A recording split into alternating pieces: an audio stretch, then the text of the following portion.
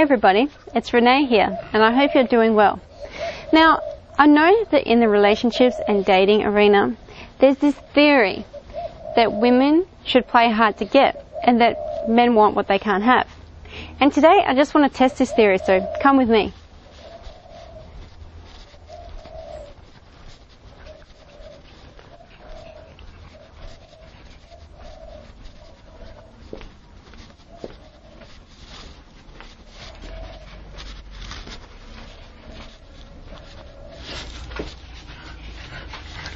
Now, I want you to think about this for a minute. Do men really want what's hard to get? Do men really want what's hard to get? Because I've got a bin here, and what's hard to get is the trash that's at the bottom of the bin. And to get to that, you're probably going to have to tip the bin over and go through everything else to get to the stuff that's at the bottom. And do you see many men diving into rubbish bins, getting what's hard to get? I certainly don't. So, what do men really want then? Come, let's sit down and have a talk.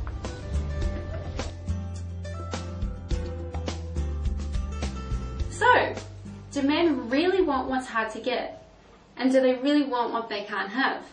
So the reason why some dating and relationship sources would tell you that you need to quote unquote play hard to get is so that you could become more valuable and even more expensive and attractive as a woman. It seems as though if a man has to work really hard to get you, then that automatically means you're more attractive, expensive, and totally awesome, right? However, if men really wanted what's hard to get, wouldn't we see more men diving into rubbish bins and digging out the last ounce of trash? So, if it's true that men really want what's hard to get and what they can't have, then wouldn't men go out and get something that's extremely rare or even impossible to get, like the megamouth shark? Which is one of the rarest fish ever found. In fact, it is so rare that there's been only 41 encounters ever with this type of fish across the world. Now, I'm sure some people in the world are seeking these megamouth sharks out, but the average guy on the street just simply wouldn't care. So, case and point. It isn't so much that men want what's hard to get. Men really just want what's valuable, what's perceived as value to them. Think about it. Would men prefer a $200,000 diamond-encrusted engagement ring that's uniquely designed so there is no other like it? Or would they probably prefer a Ferrari? What about a $500,000 diamond-encrusted ring? Most men will probably choose the Ferrari for themselves. Why? Because they perceive more value than the ring, right? Simple. But us girls perhaps perceive otherwise. So it isn't that men want what's hard to get, but more so what is perceived as valuable to them. Now, why would a Ferrari be seen as value to the man? Well, it certainly makes him look more successful and wealthy. But think about what would happen if the man is caught in public wearing a dazzling, sparkling diamond ring. I think you get the point. So, what men really want is value. So basically, you want a man to think that you're valuable. You want to be perceived as value to the man that you want. Men don't dive into the bottoms of rubbish bins because it's not valuable. They don't perceive value in it. So, how do you go about becoming more valuable to a man? And by the way, as a woman, if you were very valuable to men, then a lot of men would be automatically attracted to you, and you would have a lot of men to choose from. But if you don't understand how to be valuable to men, then you probably struggle to find a man who is interested in you, and you'll probably struggle to feel appreciated in an existing relationship. Usually what most relationship experts would tell you to do is either act distant and hold out until your man comes to you, or they suggest that you play hard to get. The problem with this is the following. If you're trying really hard to act distant and to play hard to get and to hold out, but inside you feel kind of needy and desperate for his attention, then all your energy is going to playing hard to get, and it's not going to last. Your energy really needs to be going to increasing your value as a woman. So, It does take time for you to permanently increase your value as a woman. And it's not going to happen overnight. But we can put you on the right track right now. Okay, so I'm going to give you one simple, easy method that you can use right now to dramatically increase your value as a woman to a man, or your man, if you're in a relationship. So, even if you've lacked confidence in the past, this method will instantly increase your value and make you more valuable without him even knowing what you're doing. So, if you want to avoid feeling needy and desperate and want to get a man to perceive more value in you more quickly, then you definitely should start with the method we're going to give you right now.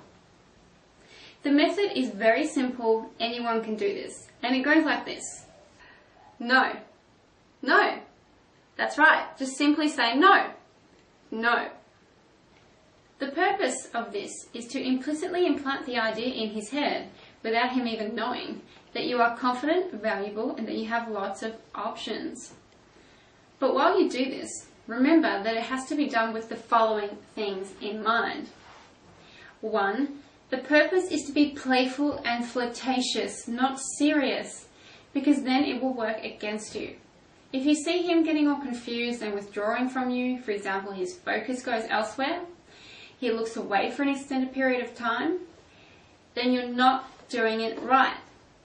Look at him when you say it, and smile, and perhaps make a cheeky grin.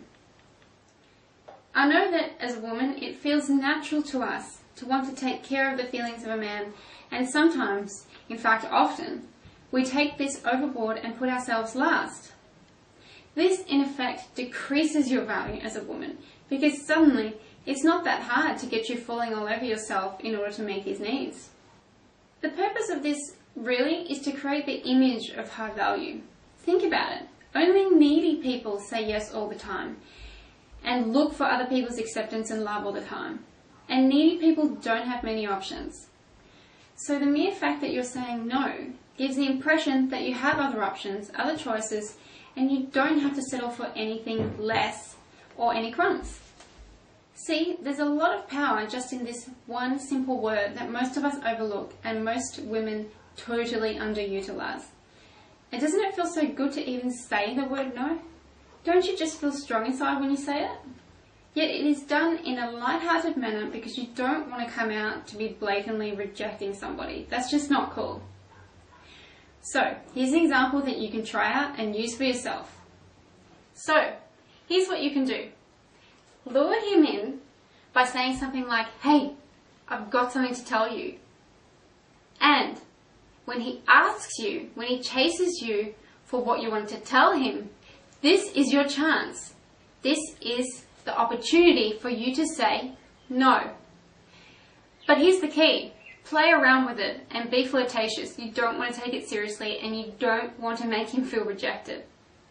And me and my man David have done a fun example for you which you can watch right now.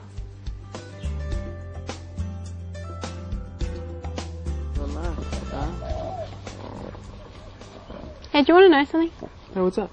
Oh, actually, don't worry about it. No, what is it? No. What do you want to know? Nah. No, seriously, what? No. Fine.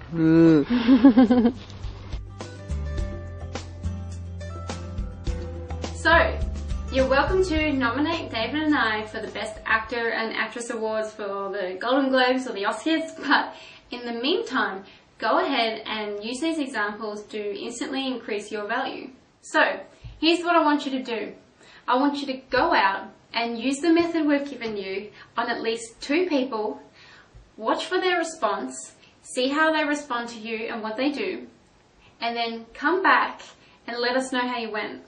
So, for now, go and share this video with your friends and leave a comment below and let us know your experiences on creating more value for yourself. Alright, you take care and I'll talk to you very soon.